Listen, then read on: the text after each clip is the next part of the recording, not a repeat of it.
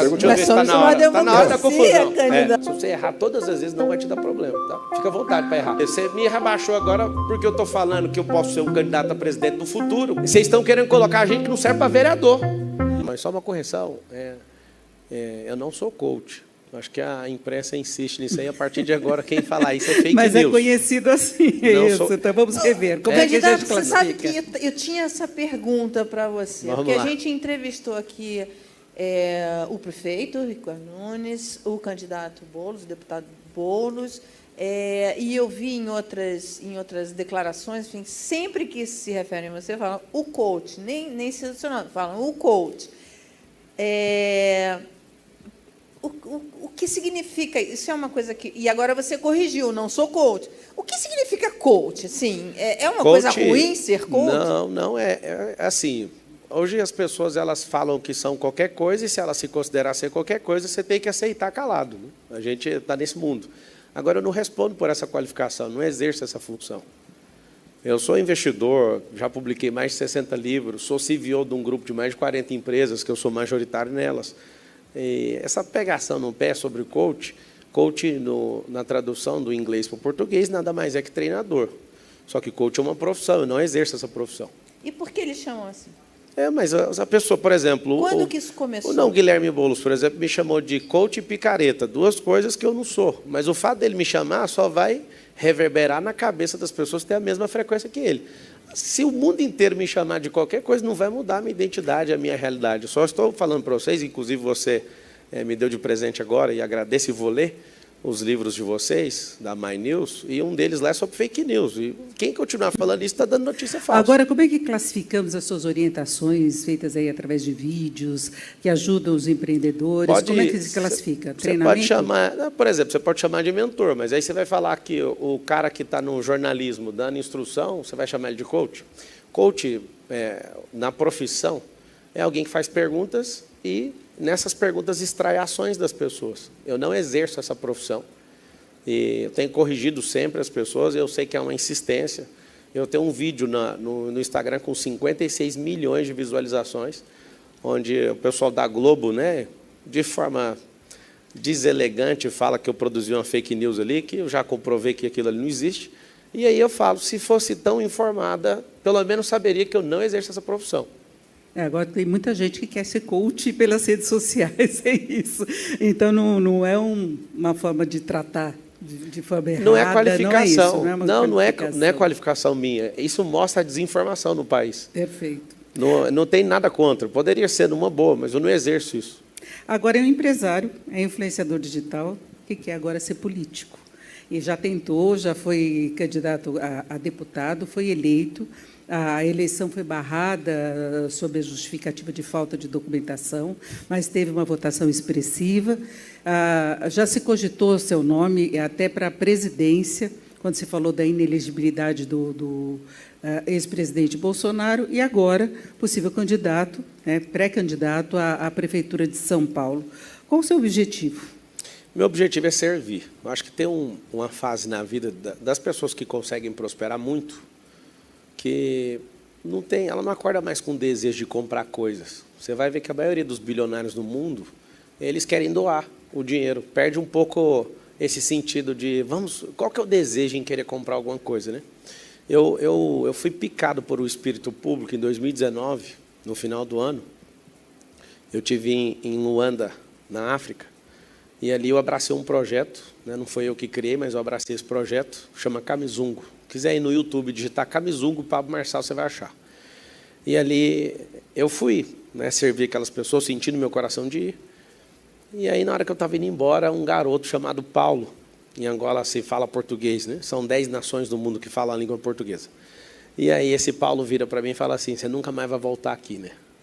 Aquilo destruiu meu coração. E eu falei, eu não só vou voltar, mas só largo isso aqui depois que a última família entrar na última casa. Lá, em 2019, todas as famílias moravam em casas de lata. E eu comecei esse projeto todos os anos, fui 1 ou 2 vezes lá. Eu envio recursos, meus aniversários eu faço leilão, e milhões, né, são destinados para lá. Todo o recurso que eu já captei, com educação lá. Eu nunca trouxe R$1 para o nosso continente, eu deixei tudo lá. Eu uso o meu network, uso a minha influência para terminar essas casas lá. Salvo engano, já deve estar chegando aí em 50 casas que a gente está fazendo, mas o mais interessante foi aí onde eu recebi isso. Para construir as casas, custaria ali em 2019 R$25 milhões. R$25 milhões a gente juntar, resolveria, né? Aqui no leilão do Neymar, que eu participei, ajudei, fui um dos maiores contribuintes lá, a gente arrecadou 21 milhões. Só que eu chamei o povo e falei, se essas pessoas não mudarem a mentalidade, não adianta dar o dinheiro para elas. O que era o cenário de 2019? É por isso que eu acredito na mudança de São Paulo, do Brasil e de quem tiver a fim de mudar a mentalidade, que é a minha principal frente. Os homens não trabalhavam, as mulheres pegavam na enxada e as crianças cuidavam das crianças. Hoje está com pleno emprego. Ao invés da gente plantar árvores para eles, a gente comprou as sementes. Ao invés da gente construir as casas, eu doei a fábrica de tijolo, que é produzido lá de forma orgânica, no próprio local. E hoje tem pleno emprego e os homens estão trabalhando e as mulheres não estão na enxada mais. Ou seja, uma transformação social aconteceu nesses 4 anos que se passaram. Vai completar 5 agora no final do ano. E esse lance social me pegou muito. Então, eu tenho esse compromisso lá. Outras empresas que a gente tem em outras nações, tipo Portugal, abraçaram... Portugal, França, Alemanha, Estados Unidos abraçaram outras nações africanas. Meu objetivo é abraçar todas as 54. É um compromisso meu. Então, assim, eu entrei nessa frente, isso mudou meu patamar de servidão como pessoa. Prosperamos muito, né, em diversos negócios. Não sei se vocês vão entrar nesses assuntos. Eu não tenho nenhum desejo de comprar nada. Eu quero ajudar. Eu entrei nesse patamar nos meus 37 anos de idade, pai de 4 filhos, casado com a Carol há 15 anos. E esse é o Marçal. É claro que vocês vão fazer perguntas de várias polêmicas, e eu explico isso para vocês. O mundo hoje, o maior ativo é a atenção. Por que a escolha do PRTB? Houve a sua inscrição pouco tempo antes da janela partidária, não é? Uma mudança de partido. O PRTB pensava em lançar o Padre Kelmon, né, que já foi candidato à presidência. Por que PRTB? Eu não escolhi o PRTB. Foi de última hora uma questão que o Emael não cumpriu a palavra dele comigo. Eu estava em Roma, ele me liga e fala, você não vai sair mais pré-candidato. Não me deu justificativo. Segundo interlocutores aí, ele disse que ficou magoado com a fala minha, e eu não entendi qual foi a colocação dele. Eu acho que ele fechou, foi um acordo com o Nunes na época, eu acho, tá? Mas ele me pegou assim, eu rodei tudo que eu podia, fui atrás de grandes partidos. As pessoas, né, às vezes me confundem achando que eu estou fazendo isso por marketing e tudo, mas tem 2 anos que eu virei essa chave politicamente, não sei se você acompanhou, mas eu fui candidato oficial à presidência da República, na convenção do PROS, de manhã, à noite a Justiça derrubou. E aprendi demais, eu rodei 62 mil quilômetros nessa candidatura à presidência, que eu envolvi 10 meses e investi milhões nesse negócio, e chegar no dia, essas pessoas darem essa rasteira. Eu falei, quer saber? Eu vou virar esse negócio para deputado. Aí fui recorrendo, o Tasso está aqui, um dos melhores advogados do Brasil, meu braço direito hoje. Inclusive, ele viajou muito na campanha, né? E hoje ele é presidente do nosso grupo empresarial. Eu rodei esse tempo todo, e faltando 13 dias para a campanha, tive o cancelamento geral mesmo da candidatura, sem direito a recurso e tal, acabou ali. Eu falei, então faz o seguinte, ninguém entendeu nada. Eu falei, vira esse negócio para deputado, porque eu não vou jogar energia fora das pessoas que olharam dos meus olhos no Brasil inteiro acreditando nisso. E aí ninguém acreditou. Você vai se rebaixar? Vou com muito orgulho. A gente foi lá, 243 mil votos, fomos eleitos. E foi, de novo, um tapetão. Eu já ressignifiquei isso, inclusive, né? Mas eu vou vingar esses votos. Vai ser nessa pré-candidatura e nessa candidatura, sequentemente. Pablo, primeiro, boa tarde, obrigado pela presença. Boa tarde. Você controla uma plataforma de comunicação direta com os eleitores, com um domínio da linguagem, com domínio do método de penetração digital, de engajamento digital, coisa que a classe política tenta e poucos conseguem. Então, você já entra nessa disputa com uma vantagem nessa comunicação direta com as pessoas. Mas essa tua plataforma, a tua conversa com o seu público, esses bilhões de pessoas que acompanham vocês, e você menciona sempre esses números muito superlativos, ela é sempre no sentido de prosperidade. A prosperidade é uma expressão comum nas suas conversas com o seu público. Eu vou te fazer uma provocação. Você está agora se candidatando à Prefeitura de São Paulo, né? Na condição ainda de pré-candidato, mas a partir da convenção, dia 5 de agosto, você pretende se candidatar oficialmente. Governar a cidade de São Paulo é uma plataforma de problemas. É problema das 3 da manhã até as 2 da manhã do outro dia. Ah, não. Me deixa pegar isso logo, então. Deixa eu te fazer a pergunta. Você vai deixar de falar de prosperidade para as pessoas para olhar para o buraco na rua e para olhar para o medicamento no posto de saúde, para o asfalto, para a falta de energia, para a poda de árvore. Qual é a sua disposição de fazer essa migração de um assunto que é muito bom para as pessoas ouvirem, né? Motiva as pessoas. Você fala sempre de como atingir os objetivos, né? Para assumir essa plataforma que, assim, a gente sabe que você tem conhecimento desse cenário, mas eu queria te perguntar, pessoalmente, como é que vai ser na tua cabeça virar essa chave de ser solução para as pessoas, ou seja, apontar caminhos para, de repente, administrar essa enorme confusão que é administrar a maior cidade da América do Sul? Não é tão confusão assim, não. Acho que, para a gente incompetente, pode ser uma grande confusão. Você tendo 32 subprefeituras, você dividir o povo de São Paulo, dá uma cidade interior, cada subprefeitura. É modelo de gestão. Agora, você pegar um loteamento, eu sei que até que você vai perguntar depois, tipo, mas você vai fazer sozinho? Jamais. Mas se você entrar, igual o Nunes está aí com 10 partidos, você está 100% loteado e não tem o que fazer. A gente tem um PIB aqui de quase 1 trilhão. E eu vou te falar uma coisa que talvez você não percebeu. A minha entrada na Prefeitura de São Paulo vai provocar uma situação diferente. Hoje, aqui em São Paulo, deve ter umas 80 mil famílias que têm segunda casa ou na Europa ou nos Estados Unidos. Tem muita gente rica aqui. E o que eu tenho percebido dos meus amigos, que são super ricos, é que eles não estão acreditando no Brasil por causa do governo de hoje, federal principalmente, e estão investindo fora. Então, nunca na história do país saiu tantos bilhões, igual está saindo de investimento daqui. A gente tem um triângulo na sociedade. O Estado, que não é nosso pai, nem nossa babá, que é um suporte para o progresso. Nós temos as pessoas que precisam de suporte e temos os ricos e super ricos que levam o progresso. Não é o governo que leva o progresso.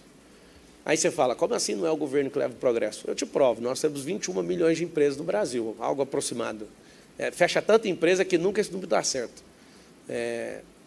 21 milhões de empresas. Se fechar todas as empresas, quem é o governo? Então, nós somos 100 milhões de trabalhadores no Brasil e 21 milhões de empresas. Deve dar algo em torno de 40 milhões de empreendedores. Apesar que, se você for excluir o MEI, eu considero ele empreendedor do mesmo jeito, mas se for excluir, a gente não tem stand de empresa, bem menos. Só que 50% das empresas do Brasil estão no estado de São Paulo. E aí, aqui é a grande locomotiva. O que acontece na cidade de São Paulo vai para o Brasil inteiro. Nós somos 5.557 municípios aqui no Brasil. Aqui em São Paulo, inclusive, eu fui votado em todos. Essa aí eu quero que a agência Lupa cheque aí para mim. 645 cidades tem em São Paulo e eu tive voto nas 645. Você falar sobre a minha pessoa pegar esse pepino, esse tanto de problema, para mim é uma diversão. Se você às vezes tivesse me acompanhado, você ia perceber que eu tenho um lema, é um código chamado Eu Amo Problema. Se as pessoas não gostarem de problema, elas não crescem. Eu sempre estou num problema. Eu estou terminando um desafio físico agora, dia 13, com o Cariani, que eu fiz uma aposta com ele de trincar meu corpo. Perdi 11 centímetros até ontem, estou com 75 quilos, meu ápice de peso era 100, eu estou com 25 quilos a menos, 11 centímetros de barriga a menos e estou com 8% de gordura corporal. Aí você fala, por que você faz essas coisas? Eu sou Ultraman, sou Ironman, eu já publiquei mais de 60 livros, eu gosto sempre de estar enfiado num problema. Então, acabando isso aqui, inclusive, já desafio até o Popó a lutar com ele, acho que vai ficar para o ano que vem. Mas, sim, para terminar a resposta, não com delonga, mas, para mim, vai ser uma completa diversão gerir uma cidade dessa. Acabei de pousar aqui no Parque Paulista, eu olho assim e fico pensando, gente, cadê a pessoa para governar isso aqui? Me dá sempre aquele calafrio de pensar, gente que não tem mentalidade de riqueza para governar uma cidade dessa. É por isso que eu coloquei meu nome à disposição. Mas, Pablo, você fala, desculpa insistir nesse tema, mas você fala sempre da sua visão de gestão, né? Gestão, uma visão social, mas tendo a visão de gestão empresarial, que você é um empresário de sucesso. Eu queria trazer aqui, que recentemente nós tivemos um prefeito de São Paulo que era o gestor, que era o João Dória. Ele não era político, era gestor. Ele ficou 1 ano e pouco na prefeitura e abandonou a prefeitura, certo?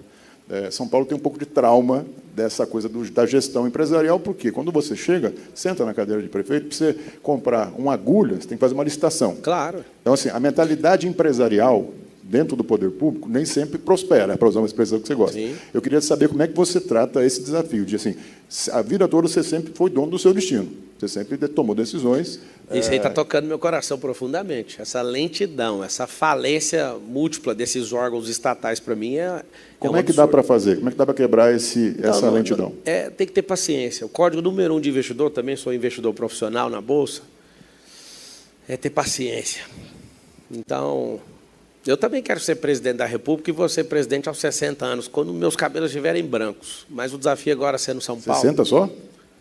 Você acha que precisa de mais? Estou dizendo que é muito tempo. Então, paulistano pode ficar tranquilo que você eleito prefeito não vai abandonar a prefeitura. Não, deixa eu te falar. Meu ponto. O paulistano tem o trauma como várias vezes. E esse trauma não precisa preocupar comigo, porque você não vai achar nada meu que eu comecei, que eu larguei no meio do caminho. E de tempos em tempos, existem levantes políticos na nação. Quando a Dilma Rousseff, por exemplo, caiu, foi parte desse levante da população não aguentar aquilo. Com a volta do Lula, esse cara, eu acho que, salvo engano, há 14 anos, 13 ou 14 anos, completando 14. Dificilmente alguém toma essa eleição do Lula na próxima eleição. A não ser que ele morra, não estou esperando por isso, mas a idade chega para todo mundo, ele está acima da média, inclusive, dos brasileiros. O brasileiro, acho que morre masculino é 74 anos, ele já está na hora extra, né? Mas se ele conseguir passar da hora extra dele, eu acho que dificilmente qualquer ser humano ganha dele. Por quê? Porque o brasileiro ele tem esse perfil de estabilidade. Terminando a resposta da primeira parte da pergunta que você fez, eu vou ter paciência. Agora, já tem um sistema que não funciona, e se você colocar gente que não tem capacidade para mudar isso, só piora. Então, você pega, por exemplo, alguém que só tem blá, blá, blá e aceita isso, eu não vou aceitar, mas eu vou ter paciência. Ah, mas você vai ser muito acelerado, mas não vou pular etapa. A aceleração é diferente. Por exemplo, se eu pegar 2 grávidas, a gravidez geralmente dura 41 semanas. Né? Minha esposa é quadrigesta, a gente tem 4 filhos. A gente esperou lá 41 semanas para a criança chegar. Se eu juntar 2 mulheres, eu não quebro o processo natural de uma gravidez. 2 mulheres juntas não produzem uma gravidez de 4 meses. Ou seja, tem coisas que são naturais, tem coisas que são artificiais. As artificiais, com processo e procedimento, eu consigo acelerar. Então, essa ineficiência da máquina pública, se você criar mecanismos com inteligência artificial, vai ser a coisa mais assustadora. Eu vou trazer tecnologia, que é o que eu faço, e foi isso que escalou os meus negócios. Eu acho que trazer isso para dentro da máquina pública vai fazer com que a gente não precise aumentar impostos, mas a gente aumente tecnologia para fazer com que a gente aumente a receita do Estado, que você nunca viu um político discutir isso. Ao invés da gente ficar criando empresas estatais para colocar companheiros, a gente tem que criar empresas com tecnologia para gerar valor de mercado e vender, inclusive. Aí você fala, vender por quê? Porque a geração de venda disso, daquilo que a gente cria, não é de empresas de bens naturais. Eu não sou a favor de vender empresa com bens naturais. A favor de vender empresa de tecnologia. Você cria, por exemplo, eu investi R$1 milhão numa empresa, ela foi avaliada em 300 agora, por um fundo. Você pega uma empresa que você investe R$1 milhão e ela tem uma avaliação de 300, você imagina o Estado fazendo um negócio desse. Na China, eu tenho negócio na China. Sabesp, você é contra a privatização? Olha, eu não sou contra, pela ineficiência que tem hoje. Se o Estado não der conta, eu participei de uma empresa, quase 8 anos da minha vida, 7 anos e meio, que foi a privatização do sistema Telebrás. Eu participei ali, fui executivo no grupo Oi Brasil Telecom, e aí eu lembro, quando eu era criança, de ficar com a barraca com meu pai na porta da Telegoiás para comprar uma linha telefônica. E depois eu entrei no prédio que era dessa estatal, ela fedia mofo, ninguém tirava isso dali. A ineficiência do Estado é gigantesca. Por quê? Porque não tem um projeto institucional para a cidade, ninguém é municipalista, você não tem estadista nem republicano a ponto de entrar na política e falar assim, nós iremos fazer um projeto para o país, igual a China está fazendo. As pessoas só fazem projeto eleitoreiro. Eu sentei uma vez com o Rodrigo Garcia, na disputa eleitoral, ele jurava que ia ganhar. Falei, você não vai ganhar e vai perder com a máquina na mão. Não, mais de 400 prefeitos estão comigo. Ou seja, a ineficiência, ele não queria assumir lado nenhum, veio o Tarcísio e tomou o governo do Estado. Isso aí eu tive essa conversa pessoalmente com ele. Vou falar isso para o Nunes também, vai perder com a máquina na mão. Porque ter a máquina na mão não vai fazer você ganhar uma política. Tem que ter um plano que leva São Paulo para algum lugar. O nosso plano de governo, o nome dele é SP50, e eu vou fazer um compromisso com o povo seguinte, nós vamos levar São Paulo para 2050, só que dentro dessa década. Você pega uma frota de carros que tem 7 milhões de carros, 1,5 milhão de motos, e você pega aqui esse trânsito. Eu brinquei aqui com alguém, e aí, demorou? Como é que foi o trânsito? Eu não tenho problema de trânsito aqui em São Paulo, porque eu sempre chego de helicóptero. Eu falei para essa pessoa, nem sei quem foi, mas é da equipe de vocês, eu falei, eu vou lutar para não usar mais helicóptero. Ou seja, tem hora que eu pego o telefone, você está lá, lá perto do Itaquerão, você olha, você quer atravessar a cidade para o Campo de Marte, dá 1h40. Isso aqui é uma viagem rodoviária. Aí eu pego o helicóptero e atravesso em 5 minutos. Ou seja, um absurdo um trânsito desse, e depois a gente fala do trânsito. Agora, Pablo, você está falando muito de questão de tecnologia, de criação de novas empresas e estruturas. Agora, tem problemas emergenciais da cidade que têm que ser resolvidos e que não é apenas a inteligência artificial, é você detectar esses problemas e você buscar soluções mais efetivas. Eu queria saber, da cidade de São Paulo hoje, você já falou dessa questão da mobilidade. Agora, como se poderia resolver, por exemplo, a questão do transporte público em relação ao ônibus, que é uma grande reclamação que se tem dessa demora das pessoas, a falta de linhas de ônibus, então você não tem um sistema integrado que agilize também, e muita gente acaba optando por utilizar o carro pela ausência do transporte público adequado, aí fica com o carro, tem problema até ambiental em função disso, poluição e tudo mais. Então, essa é uma questão que está colocada.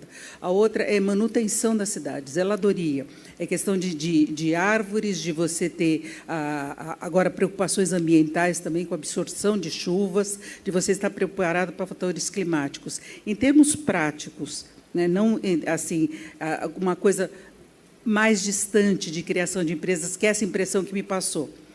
Como é que você começaria a administrar a cidade de São Paulo? Vamos tratar primeiro da poluição. O Bruno Covas falou que pularia de cueca, né, salvo engano, se ele não terminasse a limpeza do Tietê.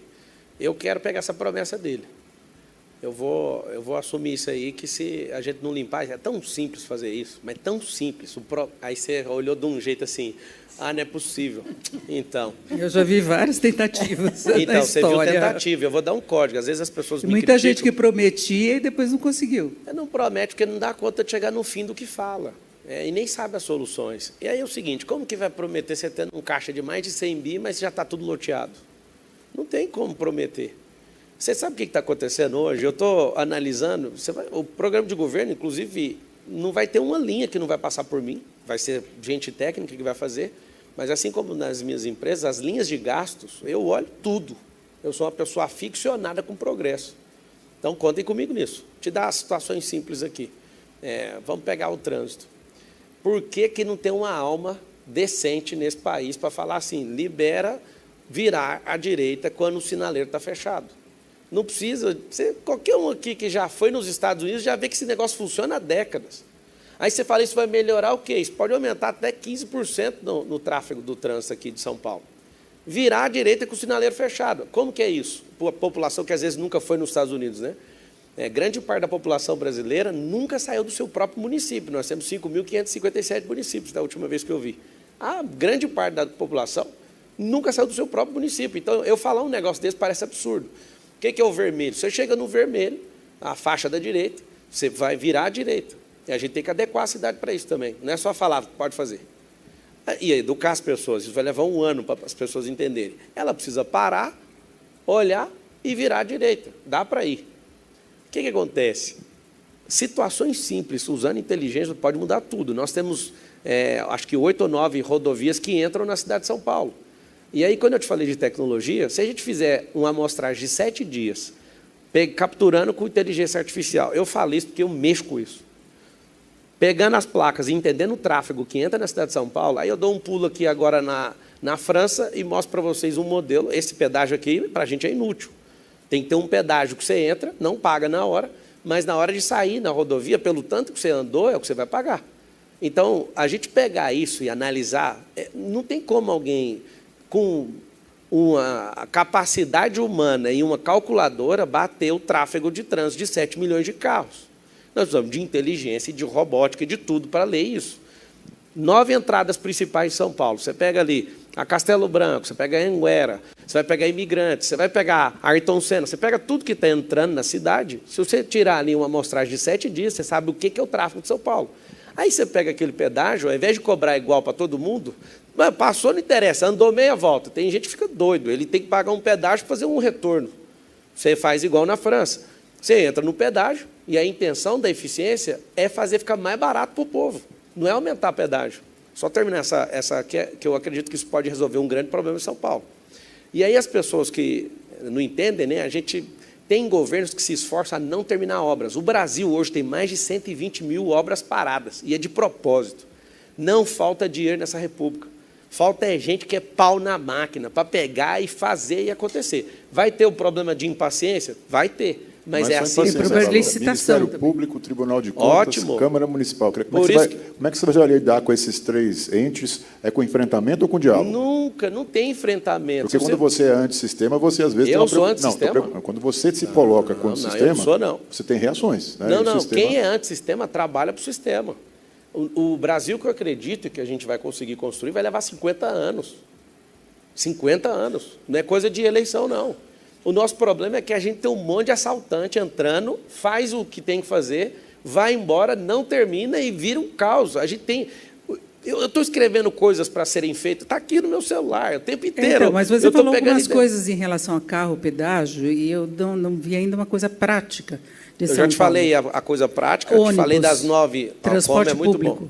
Transporte público. Se a gente investir em ônibus elétricos, igual na China, a gente aumentar a capacidade das pessoas, né? Você coloca ônibus de 2 andares, você pegar e tirar essa poluição, que coisa prática, porque está todo mundo inalando esse negócio.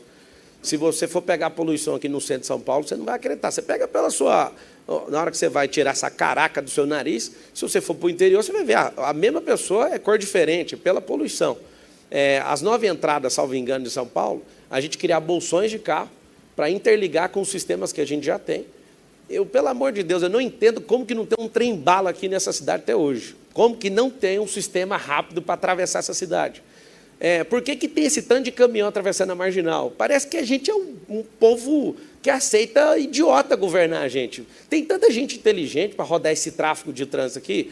Por que não terminou o Rodoanel até hoje? Fazendo aniversário de décadas. Problema de obra e licitação. Então, o problema não é só a licitação, é disposição para terminar. Licenciamento. Não, tem licença ambiental, beleza, mas não é só isso, não.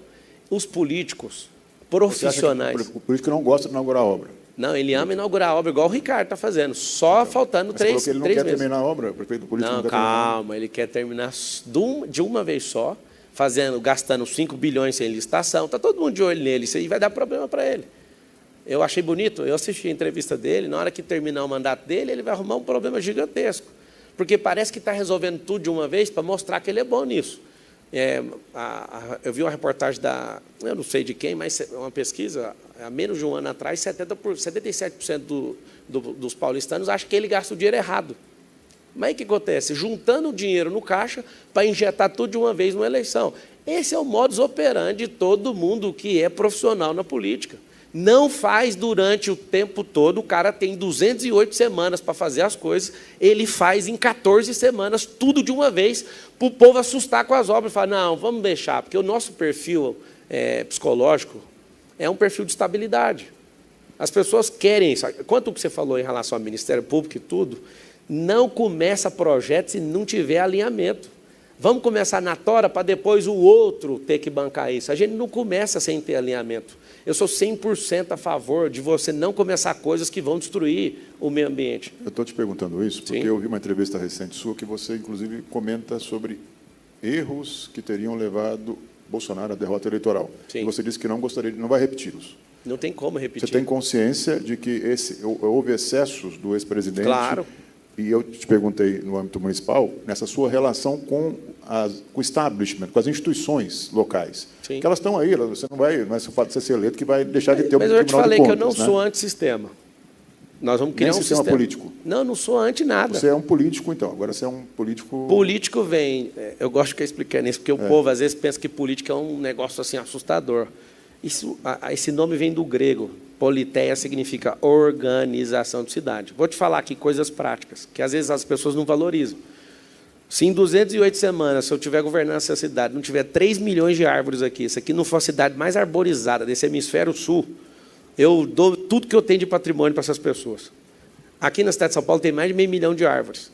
E aí eu posso te falar com segurança. Se você aumentar o número de árvores, você vai melhorar a qualidade de vida de todo mundo. Eu volto à questão do transporte ainda, Pablo. Eu estou insistindo nisso, Você porque eu estou perguntou querendo como? ver. Como as árvores? Como?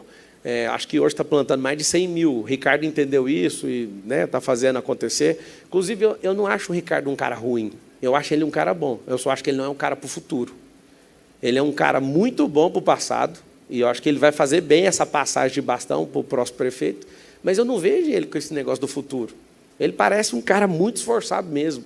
Eu até comentei com o meu time, a gente estava voando para cá, eu falei, cara, eu estava assistindo o Ricardo falando, eu gostei do estilo dele. Ele é um cara bom, eu não acho ele ruim. Só que ele não representa o futuro aonde a gente quer ir. Esse é o problema. Já tem uma aliança para o segundo turno, então. Quem? É uma aliança para o segundo turno, é isso? Ninguém falou disso. Não, você está elogiando o prefeito? É o seguinte, a política é isso. Você acha que não vai ter segundo turno? Eu vi isso uma entrevista sua. Não é que eu acho. O Boulos ontem quis enterrar a candidatura dele. As pessoas que tiverem um pingo de sabedoria vão entender que ele foi conivente com rachadinha. Saiu da boca dele. A prova é cabal. E ele falou, não vou entrar no mérito, porque essa prova é da legislatura anterior e usando o regimento interno. Eu sou jurista, eu estava lá sentado, eu estava assim olhando para ele. Nós ficamos lá umas 3 horas juntos, eu encarando ele, falei, mas você está ficando doido, muda esse voto aí, cara. Não vai por quê? Porque ninguém quer saber o que é certo e o que é errado, quer saber o que o governo patrocinou. E aí, quando você fala isso, só de eu elogiar o cara, você já falou, então vai pintar uma aliança? Esse é o problema da política. Se você falar bem, você está junto. Se você falar mal, você está contra. Nós somos seres pensantes, a gente tem que criticar todo mundo, inclusive a nós mesmos. Mas vai ter que lidar com a Câmara, no caso dos seus projetos. E tem projetos que você já está colocando que são assim muito desafiadores, Sim. fora do que está no padrão. Existe uma política, um sistema político complicadíssimo aqui no Brasil. Você sabe que é marcado, que todo mundo fica esperando a contrapartida do político. Claro. Existe isso. Então, quando você fala, por exemplo, de transporte, o que atravessa São Paulo, teve uma demora do Rodoanel que depende do governo do Estado. Não é, isso não depende da decisão de prefeito. Claro, os caminhões têm que atravessar a cidade. Não, eles vão atravessar, só que a gente vai criar mecanismos diferentes para eles passarem. Só que qual? Primeira coisa, se você criar bolsões onde as carretas... Eu tenho carreta, eu mexo com transporte também. Se você encosta e descarrega naquilo e faz com que aquele lugar saia caminhões pequenos, você já Mas eles têm que atravessar para o porto. Não, é o seguinte, aí depende do horário. Nós temos que criar situações... O governo do Estado que é dono do Rodoanel. Mas a gente precisa de ajudar, porque Pablo, falando de mim, falando de partido, eu tenho extremo respeito pelo Tarcísio, que ele é uma máquina de fazer obra. Eu imagino eu acordando em 2025, com todos os problemas que vocês estão falando aí, mas sabendo que o Tarcísio é o governador, eu vou dar risada, eu vou falar, cara, é o seguinte, você tem 644 cidades para você preocupar, a principal você deixa comigo. Mas se você precisar de mim agora, para pegar na enxada, ou pegar uma reta escavadeira para terminar esse Rodoanel, vamos para cima. É o Ministério Público, vamos agir o mais rápido possível, fazendo relacionamento com todo mundo. Não tem como a obra durar mais de... Você pega uma obra, se fosse japonês fazendo, era 6 meses. Brasileiro leva 30 anos para fazer uma obra. Muitos prefeitos tentaram, por exemplo, tirar o CEAGESP de São Paulo para diminuir o movimento, não conseguiram. Não, então, não é chegar e falar que o caminhão não vai passar. Eu não sou contra isso, não. Inclusive, eu mandei 144 carretas lá para o Sul, com mais de 3 milhões de quilos de suprimento para salvar o povo do Sul. Eu tenho o maior prazer, inclusive quero agradecer as pessoas que ajudaram, muita gente ajudaram nesse movimento. Até o pessoal do trânsito viu na porta nossa de coleta e falou, cara, não tem nem como multar vocês, porque não parava, assim, tinha 4, 5 carretas ao mesmo tempo. Eu entendo que aqui é a locomotiva do país, eu não quero burocratizar. Eu não quero ser uma Marina da Silva que fica 10 anos querendo enrolar um negócio por causa de alguma aprovação ambiental. Mas a gente não pode pautar projetos sem aprovação primeiro. Eu te falo, porque para disputar a presidência em 2022, eu peguei parte desses projetos e é proposital que esses projetos se atrasem para ter mais desvios de recursos. Esse é o modus operandi desse povo. Marçal, você está sozinho? Não estou, tem muita gente boa. Nós somos um quadro hoje de 70 mil políticos no país. Não tem como falar, todo mundo é ruim. Não, a gente vai mudar, mas tem que ter paciência. Tem que ter gente que está a fim de, pelo menos, acelerar. Agora, imagina vocês autorizando a entrada de alguém que vai vir para desacelerar. Entrar praticamente, não, vamos colocar isso em ordem. O que é colocar em ordem? Repartir isso aqui para 10 partidos. Eu acho um absurdo uma coligação desse tamanho, justamente por isso. Porque se o cara for bom demais, ele vai ter que repartir tudo. Ele não manda no orçamento, ele não manda em nada. Não dá para fazer sozinho, mas também não dá para repartir com todo mundo. Isso não faz o mínimo sentido. Agora, para você se coloca como uma terceira via, porque você criticou Eu não algumas me coloquei coisas de em terceira Ricardo via, não. Nunes. Nós sabemos que tem uma polarização muito grande. Eu queria saber como é que você se encaixa no quadro político atual. Você conta com o apoio do ex-presidente Bolsonaro? Não. Porque a gente já tem falado muito do peso que essa questão, dessa divisão que nós temos na sociedade, tem tido nas eleições. Como é que vai ser a sua... Não vai ter aliança política? Vai ter aliança, inclusive está conversado com muita gente, é o que a gente mais está fazendo. Então, mas os outros candidatos já estão formando a base deles. Ótimo, e vai mudar tudo, porque a pesquisa